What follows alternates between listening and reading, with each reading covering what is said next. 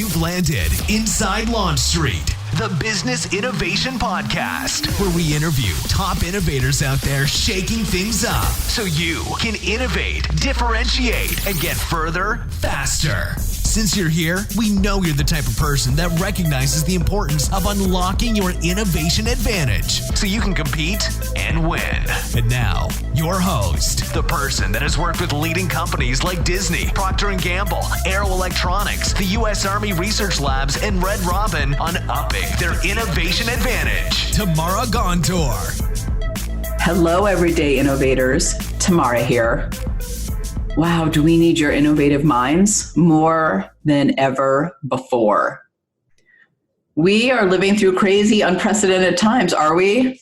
All right, I'm not going to wallow in it because I know we're all hearing it enough on the news and in the media and just on Facebook, everywhere. So let me just say this, maybe put a little light into our dark tunnels right now.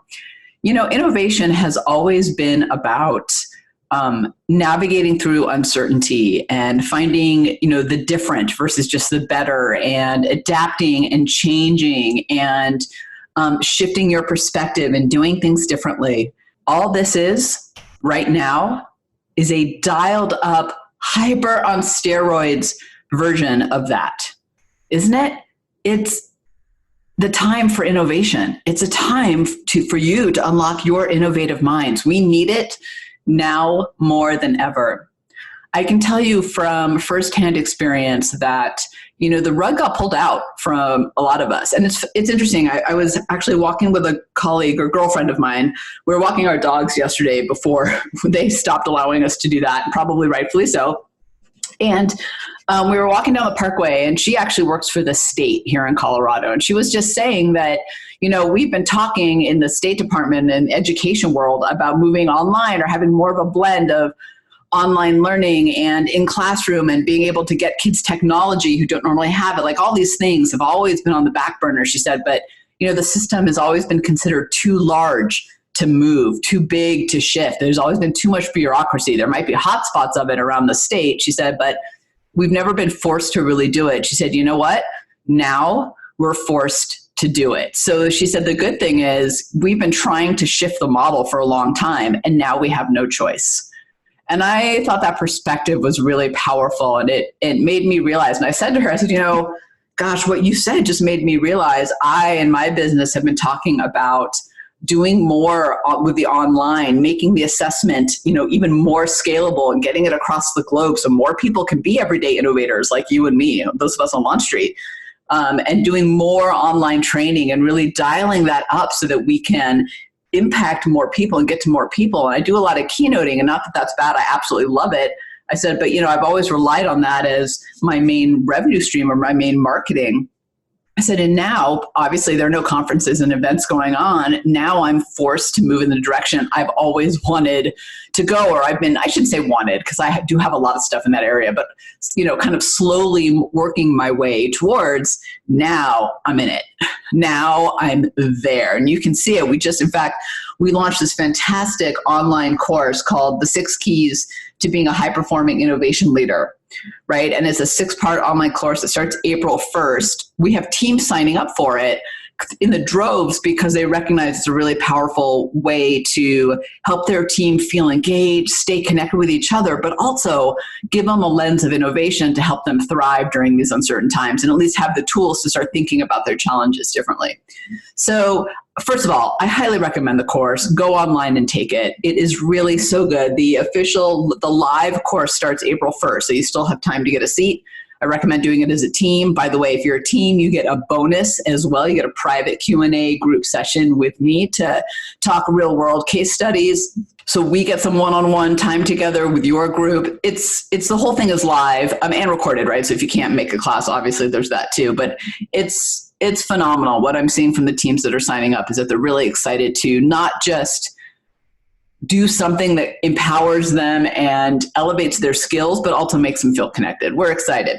Anyways, the point of all that is to say, on my walk yesterday, when I was walking with my girlfriend and walking our dogs, it really kind of was a smack in the face of the urgency and need to innovate. And while innovation has always been important, and always been a necessity in some way, we've had the luxury of time, and we don't have the luxury of time anymore. So let's all get to this. Now, that leads me into what this podcast is all about, the deep dive. It actually started as a live 10-minute burst of innovation video blog, which, by the way, if those are for free, and we've dialed those up too. So if you're not already on that list, I would go register. I used to do them once every, 7 or 10 days. But after this, this coronavirus stuff happened. We've at Launch Street, and myself personally, it's a whole team really, have been really committed to making sure that we are giving the tools and the support to our community to help them work through this. So we've dialed those 10-minute burst of innovation live webcasts up from one every 7-10 days to Monday, Wednesday, Friday at 9 a.m. Mountain Time. It's a Zoom call. You click in. You're on mute, but you can ask questions, but I cover a different topic every time. All of the topics relate to transforming uncertainty into innovation. I'm really excited about them. We're getting more and more people every time we do them. If you look across my social media channels, you can find one of the posts that references them and has the link. It's free. Highly recommend it. Today's Inside Launch Street podcast started out as one of those 10-minute bursts of innovation, and I got so many thank yous and questions after that I wanted to deep dive into it a little bit more, and that's how to lead during uncertain times. And this is really about the communication and approach as a leader of a team. And by the way, that doesn't mean that you have to have a VP in your title. There are many leaders out there who don't have VPs in their titles. You know who you are. You're the ones that are the captains of the team. That's who this is for. All right, let's get into it. All right, peeps, how to lead during uncertain times. As I was mentioning in the intro, this is for the captains, right? For the leaders, whether you have the VP in your title or you're the one that brings the team together and they look to move them forward. Leadership right now is in a really tricky place because things are not only uncertain, but they're also out of our control. Right? This isn't an internal issue that we can solve. We can't, unless you're maybe in the government and the health department, but we can't solve, or healthcare, we can't solve coronavirus, most of us, right? We just have to manage and navigate the situation to the best of our ability. But I think there are some really important do's and don'ts in how to lead our teams in a way that helps all of us get through this together. And I wouldn't wish what's going on any generation or any group of people or myself or you or anyone. But I would like to highlight that teams that come together during times of adversity are the ones that are stronger and better prepared on the back end.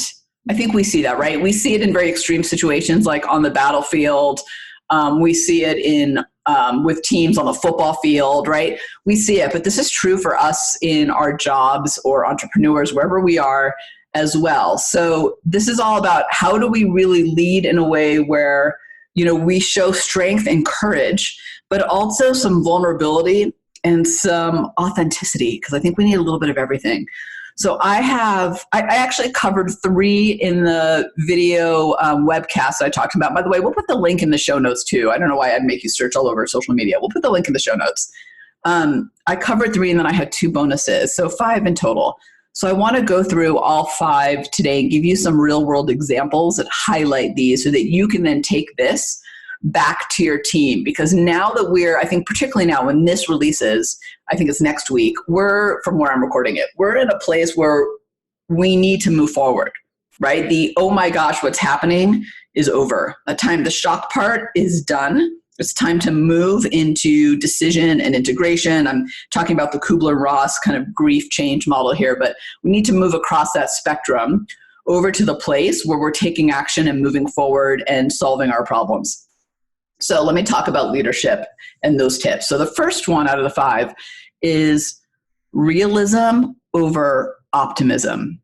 It's really tempting in times like this as leaders to try to assuage fears by just coming in with the positive, right? Hey, everyone, it's going to be okay. We're going to get through this. This is going to end. Don't worry about it. Let's just keep doing our work. Everything will be fine. Now, I can feel all you people out there rolling your eyes as I say that, right? Why? Because you know that's not totally true. You know that all optimism or all overly positive is BS. So when you come to your teams with that overly optimistic perspective that doesn't include any of reality, they don't believe you. I saw it in a team meeting in a different situation where the company was tanking and the leader came in and just said, hey, everyone, like, hey, I know it looks bad, but really it's all good. And we're going to get through it and it's going to be fine. So don't you worry, put those fears aside, take it easy. We'll just keep doing our work and we'll get through it. You can imagine the harm that does, right? When you come in with this overly optimistic approach, it actually minimizes the trust that people have in you because they know that either you're not telling them the truth because you know some shit that you don't want to say, or that you're in denial and nobody wants to follow someone in denial. Now, I have to say the flip side of the extreme on that spectrum is also not good, right? The overly skeptical, over negative. Oh my God, the world is falling down. I don't know what we're going to do. You guys, I got nothing. Like I'm in the trenches with you, but I got nothing. Well, nobody wants to follow the negative person too, right? That's demoralizing and stressful. That actually, in fact, my heart rate goes up just saying that out loud of like, it's all doom and gloom. We're all going to die, right? That doesn't help either. That makes people even more stressed out. The place to be is in realism. Right? And I think there's a hint, or maybe a lot of transparency in realism as well. Hey, here's the deal. We got to shift how we work. We got to do things differently. This is affecting the sales of our business. This is affecting our ability to do our jobs. Our clients are frustrated too. However, I think this is an opportunity for us to innovate. I think this is an opportunity for us to follow some things we've been talking about. However, we're going to get through this together, and here's how. Do you see the difference there? I want to follow a leader. Your people want to follow a leader who is real with them, not on other sides of the extreme of the spectrum. Neither of those work. What I've seen with great leaders is the ones who are real about the positive and the negative. They're the ones people want to follow. And frankly, it gives people the lens that they need to actually move forward, right? You need to understand both sides of it. So they want you to have some strength, but also be real. Be real with them. Okay. The second one, which actually I kind of hinted to in my example before, is action over answers. Let me share a story with you that someone shared with me recently. So a friend of mine's husband works for a company that does this very cool thing. Every Friday, they do a town hall meeting, meaning they open up the lines of communication to everybody in the company, to the C-suite, to the leadership, and they are allowed to ask anything they want. So on any given Friday, that's fantastic, right? Like how cool is that you can ask leadership anything you want? Well, a couple of Fridays ago when things were getting really real and suddenly it was this question of, are we working from home, right? Are we working at work? What's happening? How does this affect our company? It didn't work so well. And here's why. So the process is good, but here's what happened. People on the call were asking those questions. What's the deal? What are we doing? What's our plan? Are we working from home? What's happening? And leadership had nothing. Nothing. No response. Can you imagine being on the other side of that call and your leadership not taking any action? Now, here's the thing, and this is why I say action over answers. It's not that you as a leader, because I know some of you out there going, but I don't have answers tomorrow. I don't know. It's day by day. Believe me, I get it. Your team doesn't need to know that you have the answers. And in that scenario I gave, that leadership team didn't have to say, here's exactly what we're doing and here's our step-by-step plan. What they needed to do is come back with action. Hey, we're on the front end of this, but we are spending the next 24 hours investigating and digging deep. And the minute we have some ideas and some answers for you, we are going to do another one of these meetings, or we're going to get back to you, however they communicate. Do you see the point there? People want to know that you're taking action. We all know that right now we don't have all the answers. We know that things are day by day. We know that things change based on the bell curve of the coronavirus. Like, we know that. So you don't need to BS your people and pretend to have all the answers. If you have some for how you're going to operate, that's fantastic. But what your team really needs from you is action. They need to know you're doing something about it, that you are thinking about it, investigating, research, looking into stuff. I'll tell you, I got an email from a restaurant just before all the closures out here in Colorado. And it said, hey, we don't know where this is headed, but we can tell you what actions we're taking to ensure the safety of our employees and our patrons. And they listed out 4 or 5 things. And that alone put me at such ease because I knew they were at least looking into it and taking action. That's what your team needs, right? They need to know you're taking action. Now, the third one is investment over workload. Now, this one gets a little tricky, so go with me on this for a second. You know, we're all working remotely, and it's hard to track productivity. It's hard to know what's happening. And frankly, we're all a little bit stressed out, and our energy is kind of stretched in multiple places. In fact, I did a webcast about that too, about how to not let disruption and distraction sabotage you. It was all about your mind and energy. And I would highly recommend go watching it. It's on our website, but I'll just tell you very quickly that we all have limited bandwidth when it comes to energy. And right now, some of that bandwidth is sucked up by the stress of what the hell is happening, right? So we're all working in this kind of crazy time. And I'm going to share another example with you. I had a colleague say, you know, now that we're not in the office, my boss is freaking out about our productivity. So basically kind of pings us over whatever system they use to Slack, Basecamp, whatever it is, but is pinging me constantly. And if I don't answer within 5 minutes, she starts to question my productivity, right? So what she's doing instead, she said, for all of us, is she's doubling our workload, thinking if I give people more to do, right, this is how we'll get through this. We just keep our heads down and we do more, we do more. Here's the thing, I get hunkering down, but we've got to balance that out with the realities of the situation. And frankly, trying to like micromanage the productivity of your team in any situation is bad. And I think you all know that already, or you wouldn't be on this podcast. But in times like this that are uncertain, what I would recommend, and the leaders that I've seen do a phenomenal job of this, and their teams really rise up, is actually investing in your team, right? Showing them that you care about their well-being. Take a free online class together. Watch some TED Talks together. Like whatever it is, do something that shows them that you are invested in their well-being, in their long-term success, and in getting through this together. One of the teams that signed up for our 6-part online innovation class, the one I was talking about in the intro, the 6 keys to being a high-performing innovation leader, signed up for it because, as he told me, he said, you know, I wanted my team to know that I am thinking about them and that through all this, I care about them and I understand that they have their own stresses and their own issues. He said, and I wanted to give them a tool to help them not only be productive, but improve themselves professionally at the same time. He said, that's why I picked your course. So look, I don't care what course you do. I mean, I care a little bit. Of course, I'd love to see you on mine. But what I really care about is that you really recognize this balance between investment and workload. Work is getting done. Your team wants to do a good job. But you know what else feels good? Contributing and being innovative and creative and developing your skills. That will actually trickle over into your work. So investment over workload. That's tip number 3. Now for the 2 that I brushed over quickly as a bonus, but I'm going to dig deeper into right now, is innovation over restriction.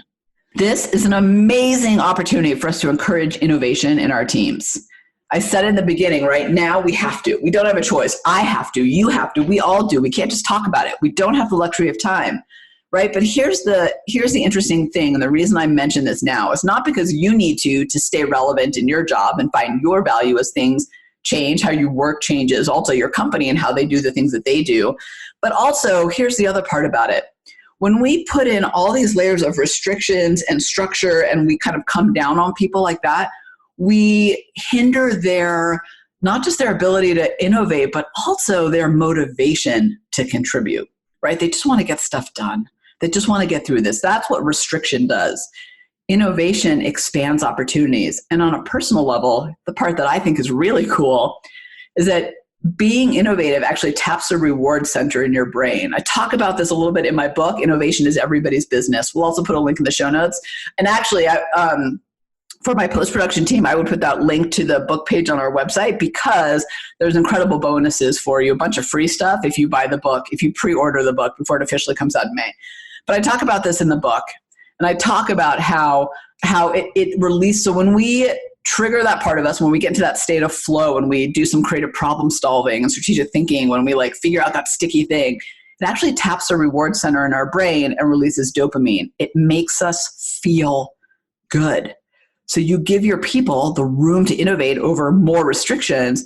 You are giving them the opportunity to be happy, to find some joy, to feel good. And guess what? Figure out those innovative solutions to your sticky challenges right now. And you know what? I know you have them because I have them, because we're all trying to figure out how the F to move forward and do things differently. So give them the room to innovate. On the personal level, it makes you feel good. And on the professional level, it contributes to the work.